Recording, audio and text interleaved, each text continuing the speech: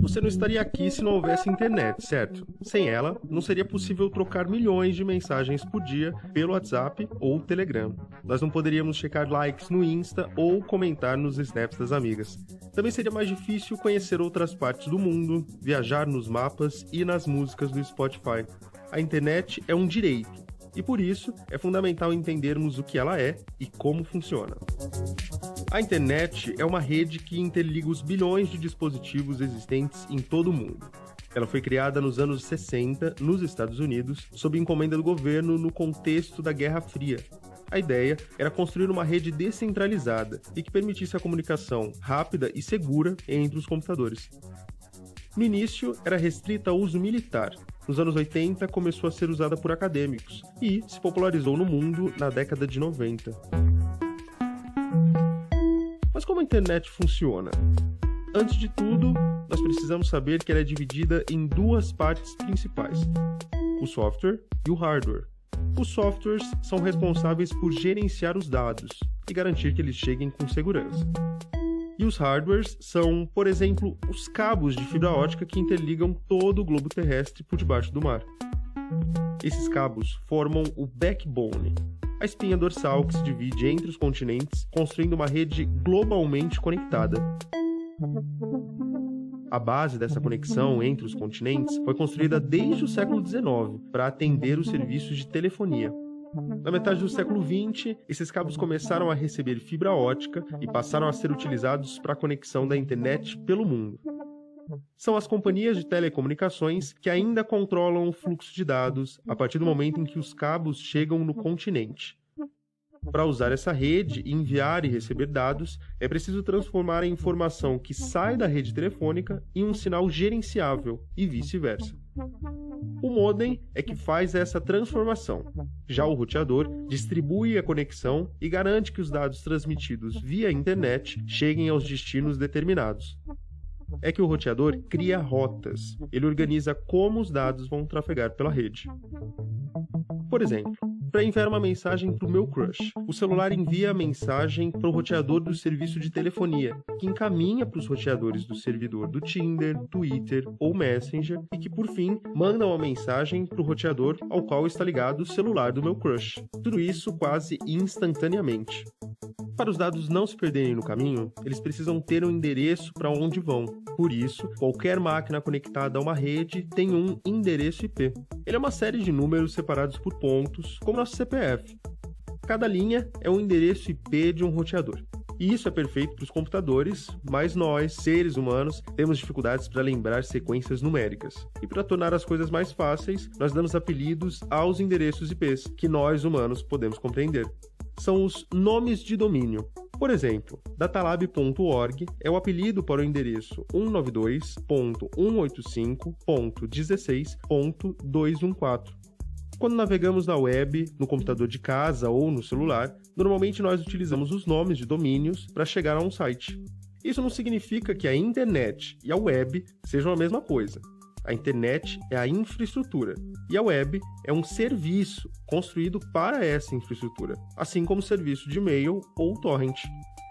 E é assim, entre cabos e ondas, modems e roteadores, que a internet funciona. E que mensagens, likes, e-mails, vídeos, transações financeiras são trocadas por bilhões de pessoas e instituições todos os dias, a toda hora.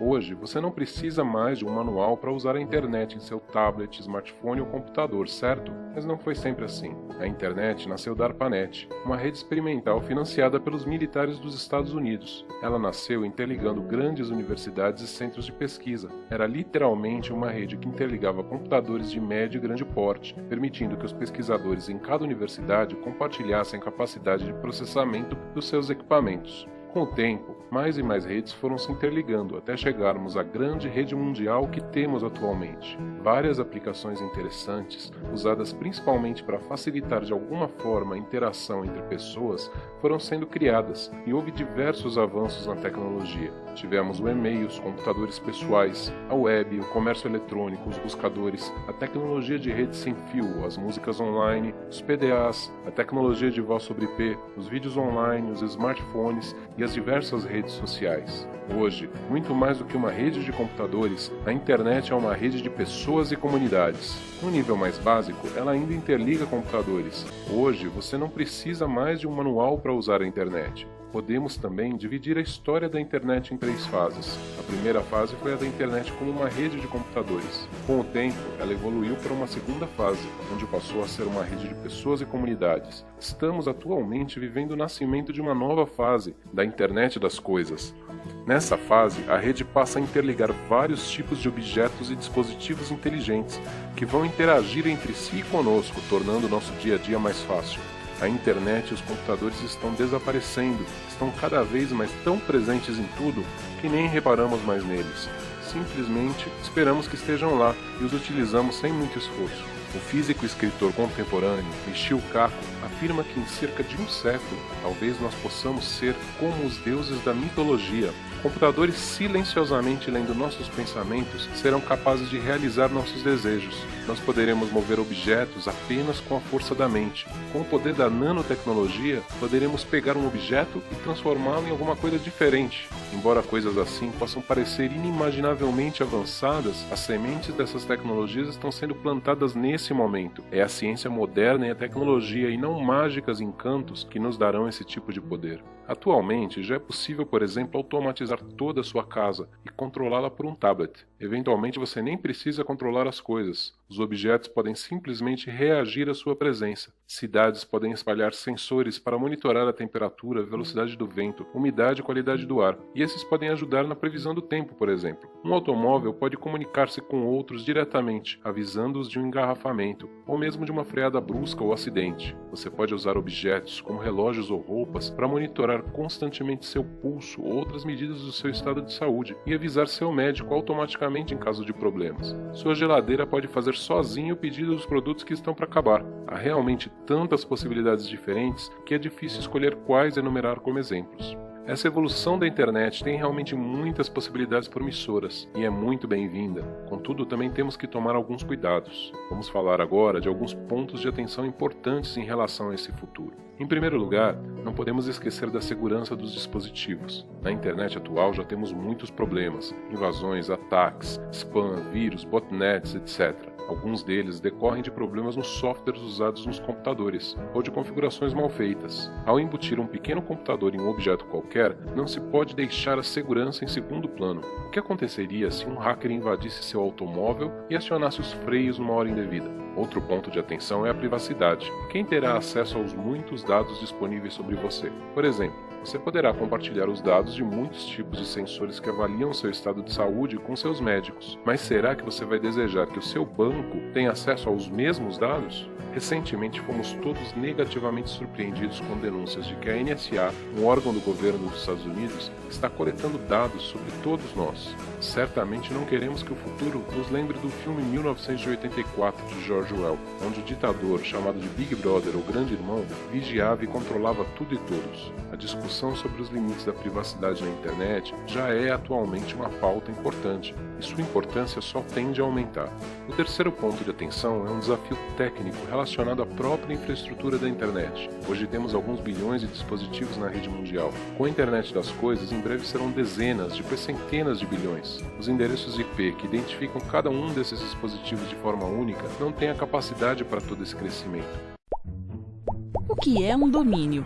Se você pretende criar um site ou até mesmo um blog, ele precisa de um domínio para que possa receber visitas dos usuários.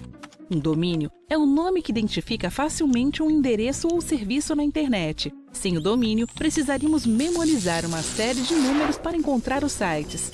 Essa indicação é feita usando uma tecnologia chamada DNS, que é uma base de dados que relaciona o nome de domínio de um site com seus endereços e, assim, leva os usuários aos conteúdos das páginas na internet.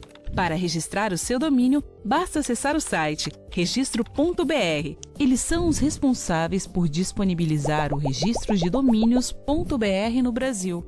Existem vários tipos de categorias de domínios além do .com.br. Você pode escolher o que melhor se adequa à proposta do seu site. É importante não confundir o registro de domínio de um site ou blog com a sua hospedagem. Existem várias empresas de hospedagem no mercado que prestam o serviço de armazenamento e disponibilização do conteúdo do seu site. Qualquer cidadão ou empresa no Brasil pode solicitar o registro de domínios.br. A escolha adequada de um nome de domínio é importante, pois é assim que você, seu serviço ou sua marca serão representados na rede e encontrados com mais facilidade.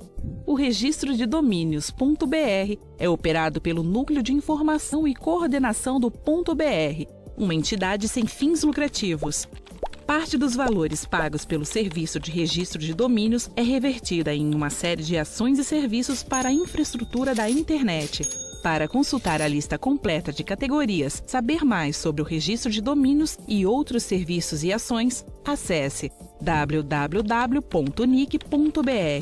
Realização: Núcleo de Informação e Coordenação do .br, trabalhando por uma internet cada vez melhor no Brasil.